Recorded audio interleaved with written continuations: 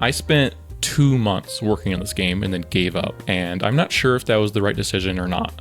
So for context, one of my favorite hobbies since I was a child is just wandering around on Google Street View in like Slovakia or just a random place in the world. And because of that, I kind of fell in love with a game called GeoGuessr, which is a game where you get put in a random part of the world and you have to guess where you are. And that sort of satisfied the same part of my brain that loved exploring Google Street View. But it very quickly for me, because I'm very competitive, turned into me going really fast and learning about different street signs and how to tell the difference between Spanish and Portuguese and all these very nerdy, very specific things, which I really enjoyed doing, but is not the original reason I fell in love with the game. So I wanted to make a game that kind of scratched that original itch that I had when I was just exploring random places. So I made my own game called GeoScavenge, and in that game, you get placed in a random part of the world like GeoGuessr, but instead of having to guess where you are given a list of 5 random items, like a cat, a bird, a bench, a boat, and you have to like go hunt them down and find them.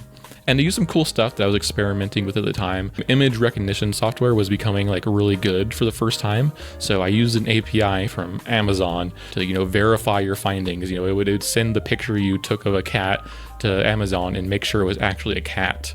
And that led to some other cool things, like the ability to, trick the AI. Like if you were looking for a tower, you could like take a picture of an antenna at a certain angle and trick the AI into thinking it was a tower. And yeah, I spent 2 months working on this and learning a bunch of new things about web development and game development. But ultimately, I scrapped the project for 2 reasons. Number one, both the Google Street View API and the Amazon image recognition one, cost me every time a player would use it. So I would have to charge a monthly fee for the game, like GeoGuessr does, but I just didn't think enough people would be interested to like go for that.